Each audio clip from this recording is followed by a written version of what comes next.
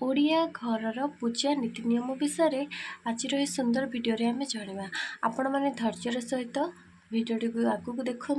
निश्चय बहुत कथा यह वीडियो माध्यम शिखा पाइबे। आम प्रथमे जाना संध्या समय भोग लगे ठाकुर को पूजा करने उचित कि नुहे।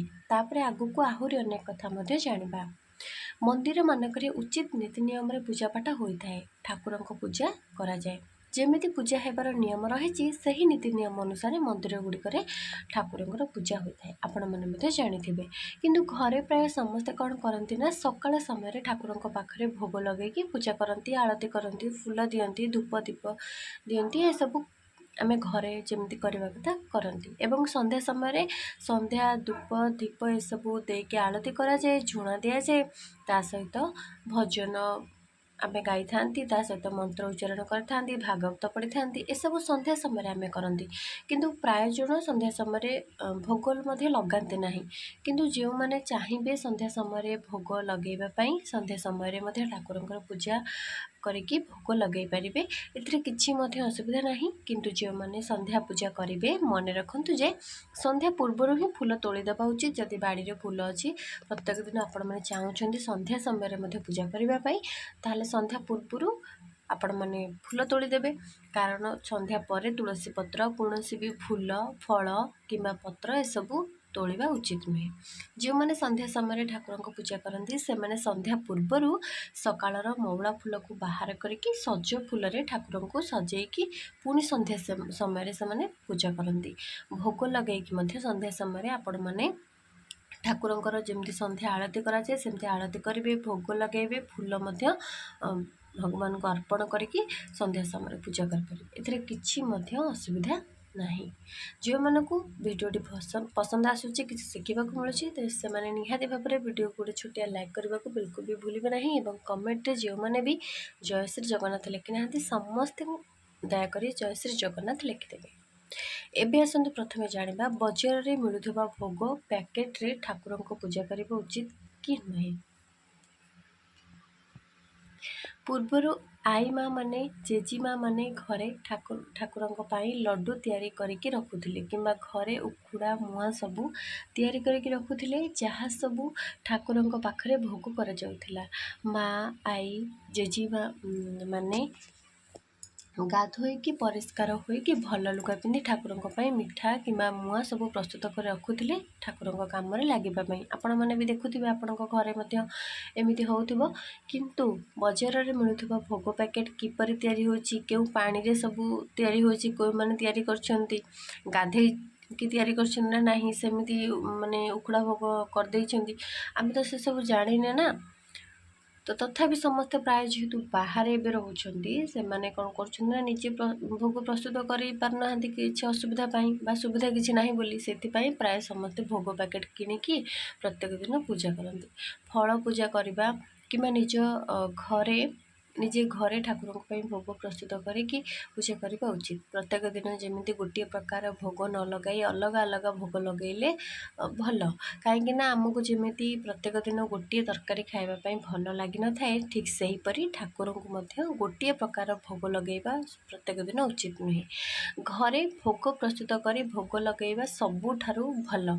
किंबा बाड़ी रे जदि आपणकर पिजुली फलुची किंबा आंब आत काकुड़ी एसबू आपण ठाकुर पूजा जदि लगे पारे ताहले भल। बाहर पैकेट भोग अपेक्षा घर तैयारी भोग सबुठारु भल। किंतु बाहर जो उखुड़ा भोग मिलू थाए से सबू मत ठीक लगनी से सब भोग ठाकुर पाखे लगेवाई। तो तेणिक आपण मत आपण पूजा करेंगे कि ना से हिसाब से मुझे जहाँ ठीक से जनईदेली।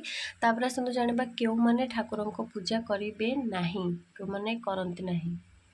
जो मैंने नास्तिक से माने ठाकुर को पूजा केबे मध्य करती नहीं। जो मैंने ठाकुर अच्छा बोली मानती नहीं बा विश्वास करती नहीं, जहाँ मन में किसी भक्ति नहीं से माने ठाकुर को पूजा केबे करती नहीं। जबरदस्ती ठाकुर को पूजा करने कहले से माने बिल्कुल भी शुणुते नहीं कि पूजा करती नहीं। ता सहित मासिक धर्म समय नारी माने ठाकुर को पूजा करने उचित नुहे। ता सहित छूतक मृतक शरीर अशुद्ध थी समय ठाकुर को पूजा ସେମାନେ କରନ୍ତି ନାହିଁ।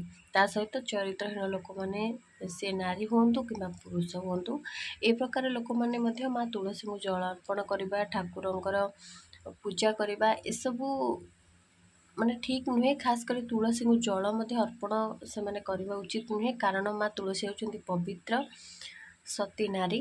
ତେଣୁ ଚରିତ୍ରହୀନ ନାରୀ କିମ୍ବା ପୁରୁଷମାନେ ମା ତୁଳସୀଙ୍କୁ ପୂଜା କରିବା, ଜଳ ଅର୍ପଣ କରିବା ଅନୁଚିତ ଅଟେ। ଏହାଦ୍ୱାରା ସେମାନଙ୍କର ପୁଣ୍ୟ ବଦଳରେ ପାପ ହିଁ ଅର୍ଜନ ହୋଇଥାଏ।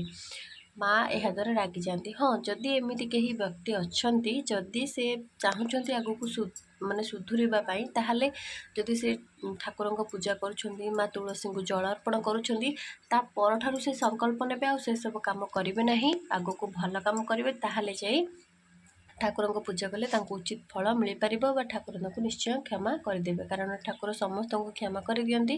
ଯଦି ସେହି କାମ ସେ ଆଗକୁ ପୁଣି ସେହି କାମ ଭୁଲ କାମ କରିଚାଲିବେ, ତାହେଲେ ଠାକୁର କେବେ ମଧ୍ୟ ଏସବୁ କାମରେ କାହାକୁ କ୍ଷମା କରନ୍ତି ନାହିଁ ଏବଂ କର୍ମର ଫଳ ନିଶ୍ଚୟ ସମସ୍ତଙ୍କୁ ଭୋଗିବାକୁ ମଧ୍ୟ ପଡ଼ିଥାଏ। ତାପରେ ଜାଣିବା ଫୁଲକୁ ଧୋଇକି ଠାକୁରଙ୍କ ପୂଜା କରିବା ଉଚିତ କି ନୁହେଁ। ଠାକୁରଙ୍କ ପୂଜାରେ ଯାହା ସବୁ ପୂଜା ହୋଇଥାଏ ସେସବୁ ଜିନିଷକୁ ଧୁଆଯାଇଥାଏ, କିନ୍ତୁ ଫୁଲ ଧୋଇବା ଉଚିତ କି ନୁହେଁ ଏହି ପ୍ରଶ୍ନ ପ୍ରାୟ ସମସ୍ତଙ୍କ ମନରେ ଆସିଥାଏ। ଫୁଲକୁ କେବେ ମଧ୍ୟ ଧୋଇକି ପୂଜା କରିବା ଉଚିତ ନୁହେଁ। ଯଦି ଫୁଲ ତୋଳିବାର 1 ଘଣ୍ଟା କିମ୍ବା 1.5 ଘଣ୍ଟା ବା ଅଧିକ ସମୟ ହେଇଗଲାଣି, ତାହେଲେ ଫୁଲ ଟିକେ ଟିକେ ମଉଳି ଆସିଥାଏ ବା ଫୁଲ ଟିକେ ଟିକେ ମାନେ ଦେଖାଯାଏ, ଫ୍ରେଶ୍ ଦେଖାଯାଏନି, ତ ତାହେଲେ ଫୁଲ ଉପରେ ଟିକେ ହାଲକା ପାଣି ଛିଞ୍ଚି ପାରିବେ। ମାନେ ଯଦି ପୂଜା ହେବାର ଟିକେ ଲେଟ୍ ହେଇଯାଉଛି, ଫୁଲ ମାନେ ଅଧିକ ସମୟ ତୋଳିବାର ଫୁଲ ହେଇଗଲାଣି, ତାହେଲେ ଆମେ କ'ଣ କରିବା, ଟିକେ ପାଣି ତା ଉପରେ ଛିଞ୍ଚିଦେବା, ଯାହାଦ୍ୱାରା ଫୁଲ ସତେଜ ହେଇଯିବ।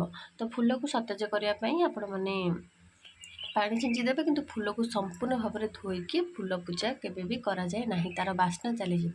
ବୁଝିପାରିଲେ? କାରଣ ଭଗବାନ ଫୁଲର ବାସ୍ନାକୁ ହିଁ ଗ୍ରହଣ କରନ୍ତି। ଯଦି ଆମେ ଫୁଲଟାକୁ ଧୋଇଦେବା, ତାହେଲେ ତା'ର ବାସ୍ନା ହିଁ ଚାଲିଯିବ। ସେମିତି ଫୁଲ ପୂଜା କରାଯାଏ ନାହିଁ। ତାପରେ ଜାଣିବା ମୃତ ବ୍ୟକ୍ତିଙ୍କର ବର୍ଷିକିଆ ବା ଯିଏ ମରିଯାଇଥିବେ ଘରେ, ତ ଯଦି ତାଙ୍କର ବର୍ଷେ ହୋଇନାହିଁ, ବର୍ଷେ ପର୍ଯ୍ୟନ୍ତ ଠାକୁରଙ୍କ ପୂଜା ଘରେ ହେବା ଉଚିତ କି ନୁହେଁ, ସେ ବିଷୟରେ ଜାଣିବା। ପ୍ରାୟ ଆପଣମାନେ ଦେଖିଥିବେ ଯେ ଘରେ ଯଦି କେହି ମୃତ୍ୟୁବରଣ କରନ୍ତି, ତାଙ୍କର ବର୍ଷିକିଆ ନ ହେବା ପର୍ଯ୍ୟନ୍ତ ବା ବର୍ଷେ ନ ହେବା ପର୍ଯ୍ୟନ୍ତ ଘରେ କେହି ପୂଜା ପାଠ ପୁରା ବନ୍ଦ କରିଦିଅନ୍ତି। ବର୍ଷେ ପର୍ଯ୍ୟନ୍ତ ପୂଜା କିଛି ବି ଘରେ କରନ୍ତିନି, ଯାହାକି ଭୁଲ କଥା ଅଟେ। ଆମେ ଯଦି ପ୍ରତ୍ୟେକ ଦିନ ଘରେ ପୂଜା ପାଠ କରିବା, ସବୁବେଳେ ଠାକୁରଙ୍କର ଆଳତି କରିବା, ଦୀପ ଜାଳିବା, ଏସବୁ କଲେ ଘରେ ସକାରାତ୍ମକ ଶକ୍ତି, ଦେବୀ ଦେବତା, ମା ଲକ୍ଷ୍ମୀ ନାରାୟଣ ବାସ କରିଥାନ୍ତି ଏବଂ ସେ ଘରେ ଠାକୁରଙ୍କୁ ବାସ କରିବା ପାଇଁ ଭଲ ଲାଗେ। ଯଦି ଆମେ ଠାକୁରଙ୍କୁ ଭଲ ପାଇବା, ତାଙ୍କୁ ପୂଜା କରିବା, ଆଳତି କରିବା, ତାହେଲେ ସେଇ ଘରେ ଠାକୁର ନିଶ୍ଚୟ ବାସ କରିବେ। କିନ୍ତୁ ଆମେ ଯଦି ବର୍ଷେ ପର୍ଯ୍ୟନ୍ତ କିଛି ମଧ୍ୟ ପୂଜା ପାଠ କରିବା ନାହିଁ, ତାହେଲେ ଘରେ କ'ଣ ବାସ କରିବେ? ଘରେ ନିଶ୍ଚୟ ନକାରାତ୍ମକ ଶକ୍ତି, ଖରାପ ଶକ୍ତି ଏସବୁ ବାସ କରିବେ, ଯାହାଫଳରେ କି ଘରେ ଅନେକ ପ୍ରକାର କଳି ଝଗଡ଼ା, ବିଭିନ୍ନ ସମସ୍ୟା, ଅଘଟଣ ଦେଖା ଦେଇଥାଏ।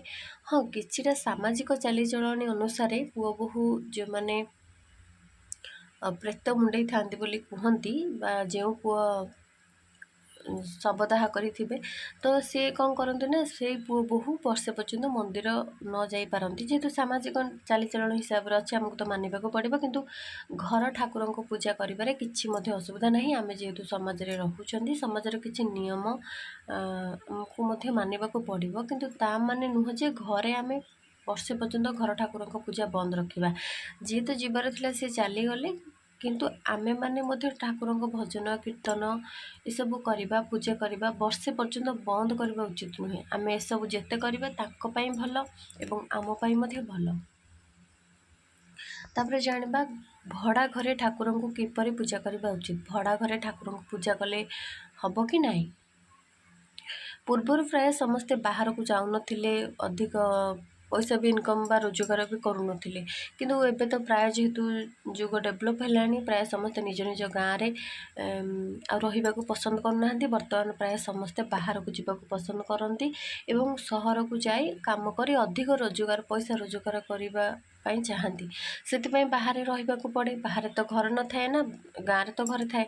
ତ ବାହାରେ ଯେହେତୁ ସମସ୍ତଙ୍କର ଘର ନଥାଏ, ସମସ୍ତେ କ'ଣ କରନ୍ତି ନା ଭଡ଼ା ଘରେ ରହିବାକୁ ବାଧ୍ୟ, ସମସ୍ତେ ରହିଥାନ୍ତି। ତ ଭଡ଼ା ଘରେ ରହିଲେ ମଧ୍ୟ ଠାକୁରଙ୍କ ପୂଜା ତ ଆଉ ବନ୍ଦ କରିପାରିବା ନାହିଁ। ଅଲଗା ଘର ହେଲେ ମଧ୍ୟ ଆମେ ପଇସା ଯେତେ ପର୍ଯ୍ୟନ୍ତ ଦେଉଥିବା ସେ ଘରଟା ହେଉଛି ଆମର, ମାନେ ଆମେ ଭଡ଼ା ଦେଇକି ରହିବା। ତେଣୁକରି ସେଇ ଘରେ ଆମେ ଠାକୁରଙ୍କୁ ପୂଜା କରିବା ନା ନାହିଁ। ଦେଖନ୍ତୁ ପ୍ରାୟ ସମସ୍ତେ ଗୋଟିଏ ରୁମ୍ କିମ୍ବା 2ଟି ରୁମ୍ ନେଇକି ଭଡ଼ା ରୁହନ୍ତି। ବାହାର ଜାଗାରେ ଅସୁବିଧା ଜାଗା ନା, ତ ରହିବାକୁ ପଡ଼େ। ଶୋଇବା ଘରେ ଠାକୁରଙ୍କୁ ରଖି ପୂଜା କରିବା ଉଚିତ ନୁହେଁ। ଯେହେତୁ ଭଡ଼ା ଘର, ଗୋଟିଏ ଘର ଅଛି, ଅସୁବିଧା ଅଛି, ତାହେଲେ କ'ଣ କରିହେବ? ତାହେଲେ ଆପଣ କ'ଣ କରିବେ ନା ଠାକୁରଙ୍କୁ ଯଦି ସେଲ୍ଫ ଅଛି ସେଲ୍ଫରେ ରଖିକି ମଧ୍ୟ ଭଡ଼ା ଘରେ ପୂଜା କରିପାରିବେ, କିଛି ଅସୁବିଧା ନାହିଁ। କିନ୍ତୁ ପୂଜା ସରିବା ପରେ ଠାକୁରଙ୍କ ଘରେ ଏକ ଡୋର୍ ସ୍କ୍ରିନ୍ ରଖିଥିବେ, ସେଟାକୁ ଟାଣିଦେବେ। କାରଣ ଘରେ ଆମେ ଖାଇବା ପିଇବା ବସା ଉଠା କରିବା ଏସବୁ ଯେମିତି ଠାକୁରଙ୍କ ନଜରରେ ସବୁବେଳେ ନ ପଡ଼େ।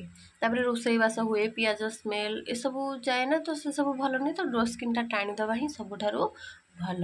କିମ୍ବା ବଜାରରେ କିମ୍ବା ଅନଲାଇନ୍ରେ ବି ଠାକୁରଙ୍କର ଛୋଟ ଛୋଟ କାଠର ସବୁ ମନ୍ଦିର ଆସେ, ଆପଣମାନେ ସେହି ମନ୍ଦିର ଆଣିକି ମଧ୍ୟ ଠାକୁରଙ୍କୁ ସେଇଠି ପୂଜା କରିପାରିବେ। ଏବଂ ପୂଜା ସରିବା ପରେ ଡୋର୍ ସ୍କ୍ରିନ୍ ନିଶ୍ଚୟ ଟାଣିବା ଉଚିତ। ଆଶା କରୁଛି ଆପଣମାନଙ୍କୁ ଭିଡ଼ିଓଟି ବହୁତ ପସନ୍ଦ ଆସିଥିବ ଏବଂ ବହୁତ କଥା ମଧ୍ୟ ଶିଖିବାକୁ ମିଳିଥିବ। ଯେଉଁମାନଙ୍କୁ ଭିଡ଼ିଓଟି ଭଲ ଲାଗିଛି ସେମାନେ ନିହାତି ଭାବରେ ଭିଡ଼ିଓ ଗୋଟେ ଛୋଟିଆ ଲାଇକ୍ କରିବେ, ସେୟାର କରିବେ, କମେଣ୍ଟରେ ଜୟ ଶ୍ରୀ ଜଗନ୍ନାଥ ସମସ୍ତେ ଲେଖିଦେବେ। ଆଜି ପାଇଁ ଏତିକି, ରହିଲି। ଜୟ ଜଗନ୍ନାଥ, ଧନ୍ୟବାଦ।